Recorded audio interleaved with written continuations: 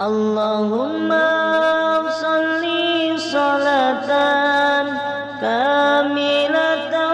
وسلم سلاما تاما على سيدنا محمد